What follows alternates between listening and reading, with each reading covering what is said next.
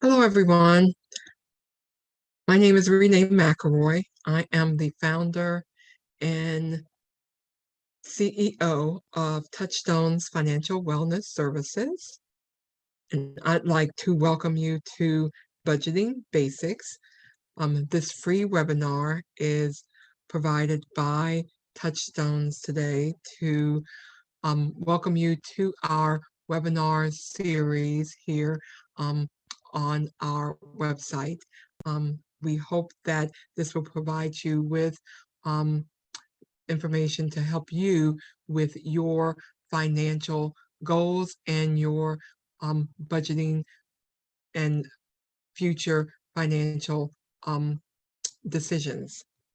Touchstones provides free financial wellness tools and also one-on-one financial counseling to help low and moderate income individuals and families with their financial goals, and to provide them with stability and sustainability with their financial futures. Today we're going to be looking at budgeting basics to give you just some general information on how to begin a budgeting plan, along with some tools that will help you with starting your financial and budgeting decisions.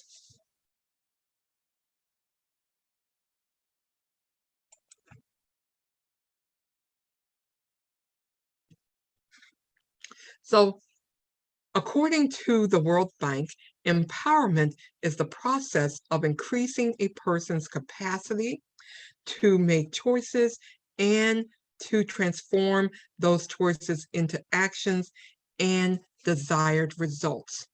Now, financial empowerment includes financial education and financial literacy, but it also focuses both on building your ability to manage money and use financial services to help access products that work for you. Now, when you are financially empowered, you are not only informed, but also skilled. You know where to get help with your financial challenges and can access and choose financial products and services that meet your needs. Therefore, it is important to remember that when bills are piling up, you're still in control, and that the small steps you choose to take can lead to big changes.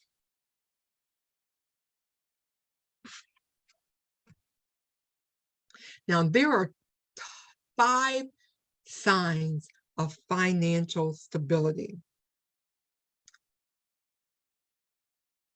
Spending less than your income, having savings, paying bills on time, managing financial products, and being satisfied with your financial aspects of life.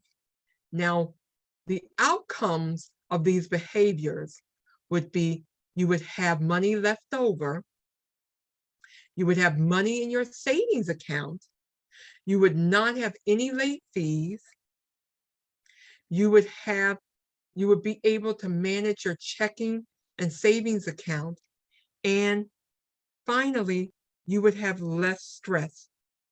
Now, everyone has situations where they know what they should do, but find themselves doing something else instead. Now, especially when it comes to money. Now, for example, you may have decided to save part of your tax refund to build an emergency fund, but instead you use it to help a family member pay off his medical bills, because not helping a family member in need would go against the values you were raised with.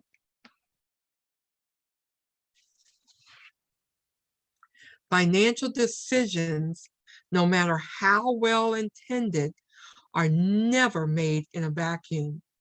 Many things influence both our short and long-term decisions. Emotions, values, and culture are the three main factors that influence our financial behaviors.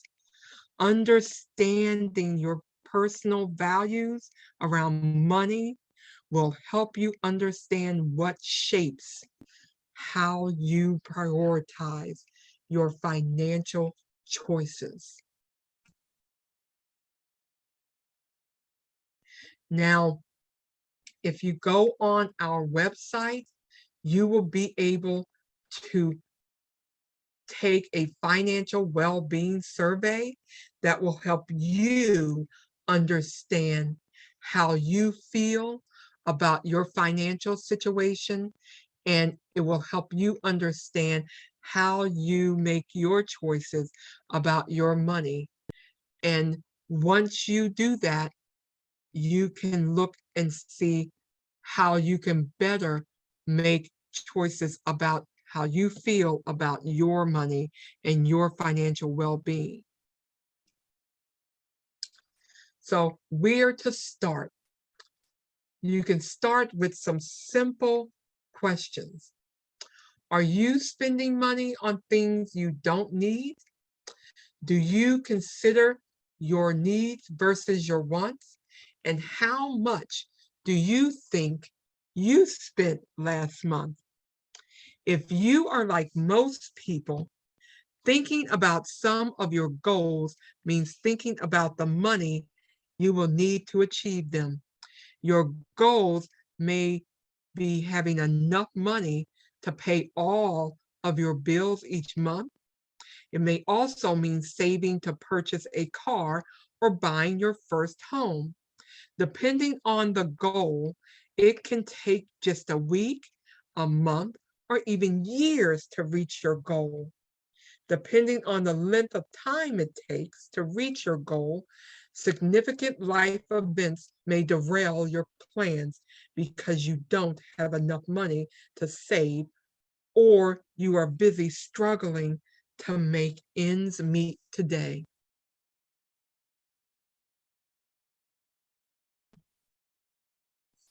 So, what about the question, where did my money go?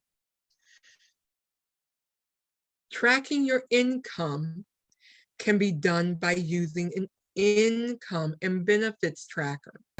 To track any type of income and benefit coming into your household, whether it is regular, seasonal, or even one time, it is important to know where your money is coming from and where it is going. Tracking your spending is a lot of work as well, and it takes commitment, but it is important work. It helps people actually to be able to find money to save for emergencies, unexpected expenses, and goals by tracking their spending. And for others, it helps them to be able to make their budget balance. It helps you to set priorities. It helps you to have more control over your finances. And it also helps you to understand more clearly where you need to make changes. So one way to help you track your spending is to use a spending tracker. This spending tracker worksheet can be used either with a written budget, or you can also use a tracking app. This form is available either through our office or by going on the Consumer Financial Protection Bureau website. You can get through their website by going through our website as well and clicking on the CFPB button. Figuring out which bills to expect throughout the month helps you plan to have enough money or other financial resources on hand to pay them. You can use a bill calendar tool as well, which is also available on our website to keep track of your bill due dates and help you reduce stress to ensure that you are not late with your payments.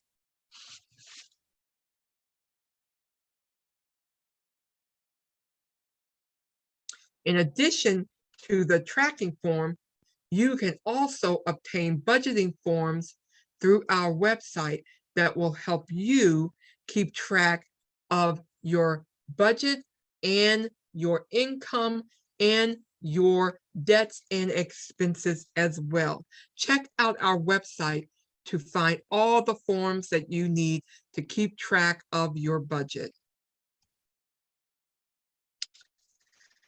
Now, what about need versus wants?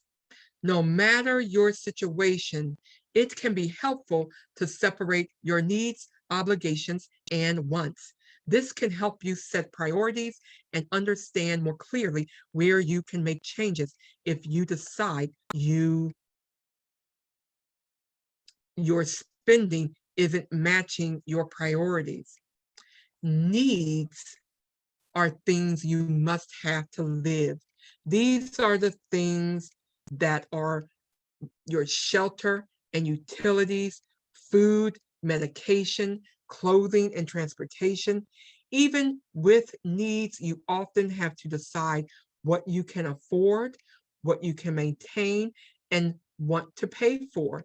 This can often be a challenge. What about obligations? Obligations include debts you owe and payments you are ordered to make.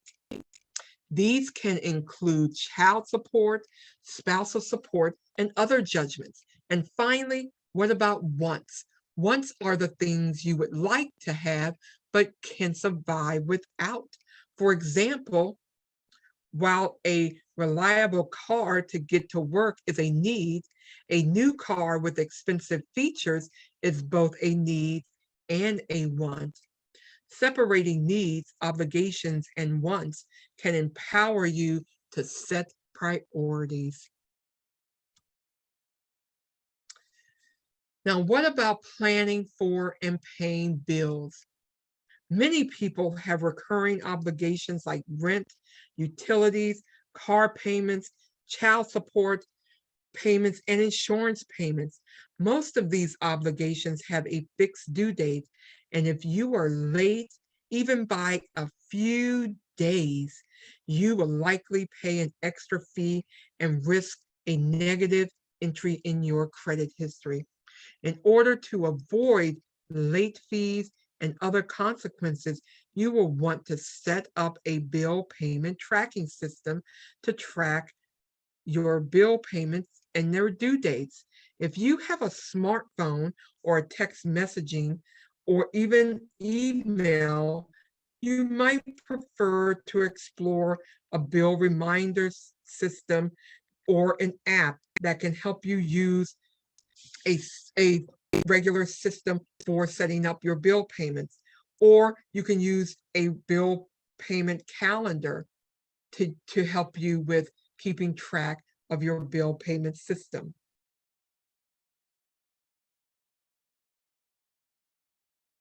There are also several ways to pay your bills, which include credit and debit cards, automatic deductions, online bill payment, and regular snail mail. Now, if you use automatic deductions and your income has been reduced or even eliminated, this may be a good option for you. And if you currently have bills being auto deducted, this may turn out to be a bad option, and you may want to consider suspending this until your income is increased or on regular payment schedule.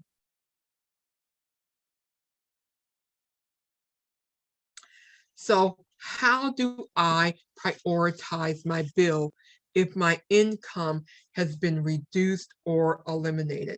Now, as I said, you may want to suspend your auto payments until your income becomes a little more regular and start to send your payments out in regular mail or set up regular one-time payment situations. Now, managing an unexpected and periodic expenses can also strain your budget and cause you stress. So you may have fees for school, you may have uniforms that you may have to pay for, and things like that. So it may be advantageous for you to set up a revolving budget.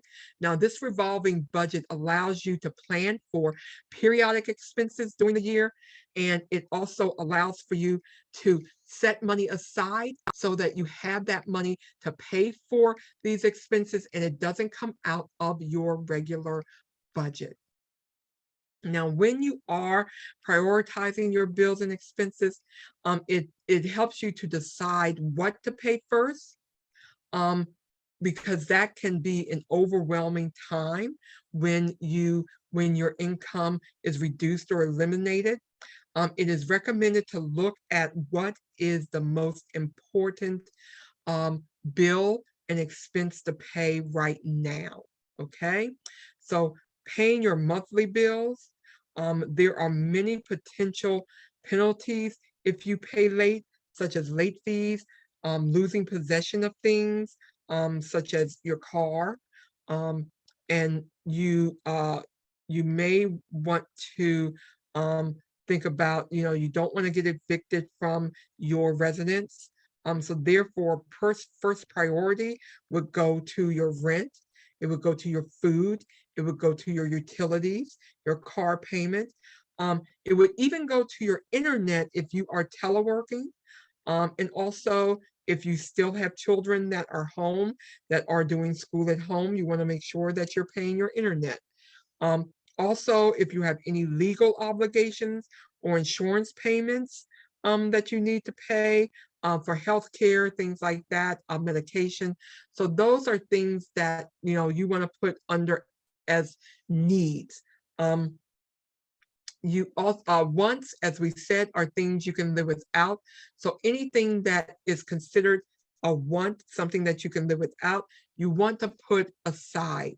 You So you don't want to, you want to think of those things as, okay, these are things that can wait for a minute. And you don't want to think, you don't want to consider, okay, I don't need to pay for those right now. And then you have obligations, as we said, anything that is court ordered, such as child support or other judgments you want to consider. Those are things that you want to, make sure that you're paying and that you're doing those.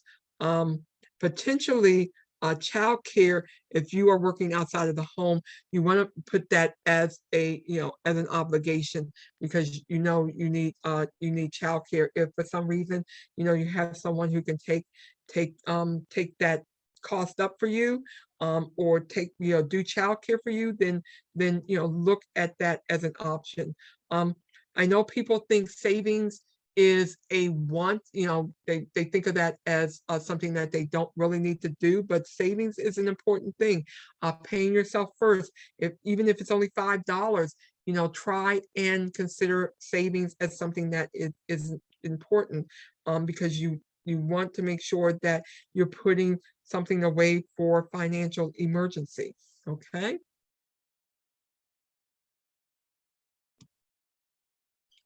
There is a form available on our website that will help you at prioritizing and making those prioritizing decisions, and will help you in looking at what do I need and what don't I need, and how important is this to me, because things can be personal to every individual and how it is important for them. So check out this prioritizing bill form on the website, and it will help you in prioritizing what bills are important for you as an individual.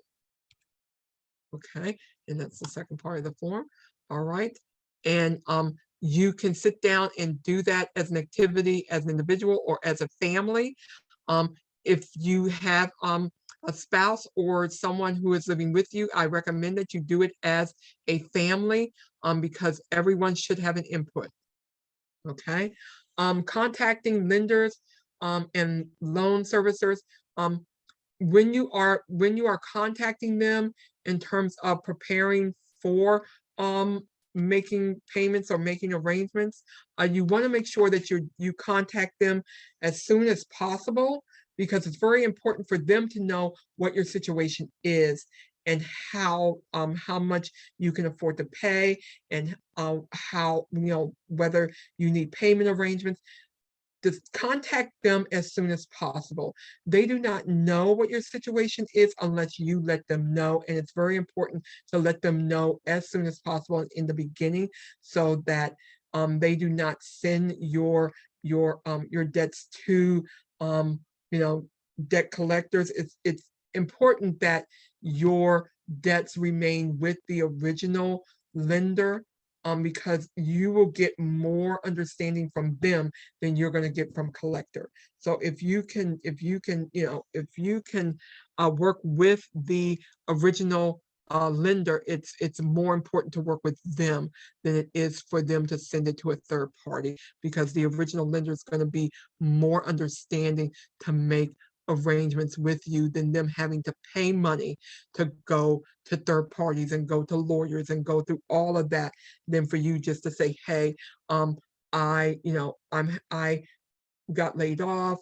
I really do want to make payments, but this is how much I can afford. They will work with you. The hard part for them is when you ghost them and they don't know what's going on. So um, discuss with them what's going on, and it's so much better. Okay. Here are a number of ways for you to reduce your non-essential expenses. There are plenty of ways. I have a whole list of ways here. There's a tool on my website that will help you in figuring out how you can go about making a personal plan for you to go about making cuts, to see how you can reduce your spending and find money to help you with your debts, your spending. If you're trying to look at saving, there's a nice list here, but there is a nice form to help you do that.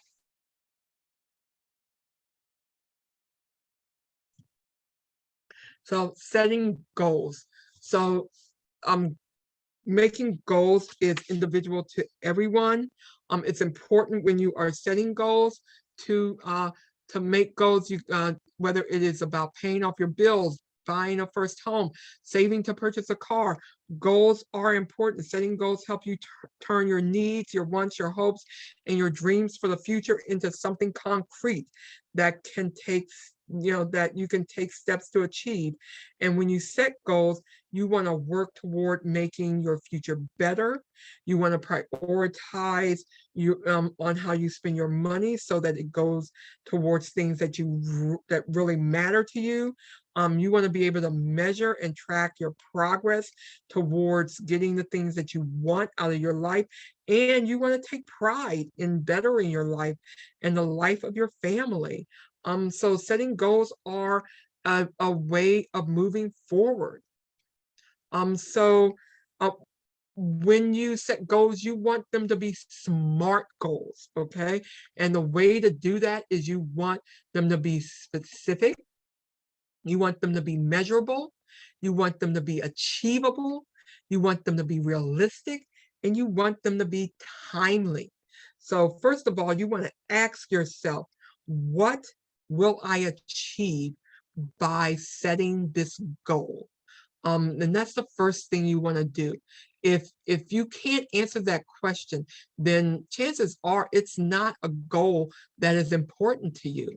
So that's the first thing you want to do. Secondly, you want to say how much and how, how will I know when I'm done? Because you want to be able to track your progress towards meeting the goal. So you want to be able to measure this goal, okay?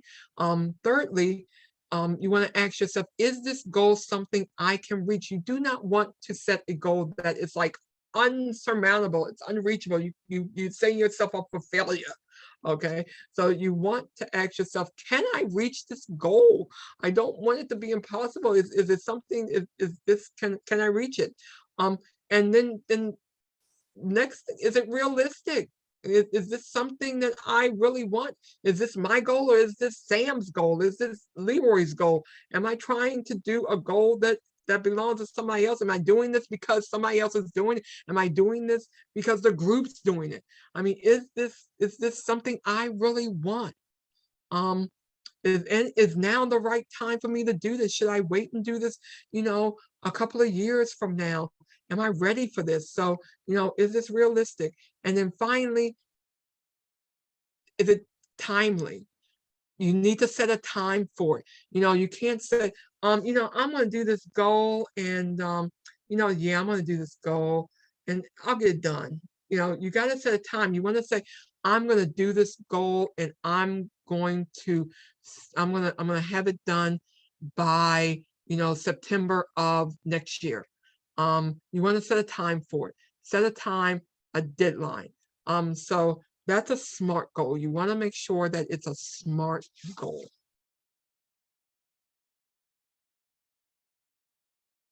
So we have a SMART goal, worksheet that's available on our website that you can download, and you can work through it and see if your goal is something that is specific for you, that is measurable for you, that is achievable for you, and set and work out the worksheet. It's an excellent worksheet, and it helps you to work out a goal that is something that is personal to you.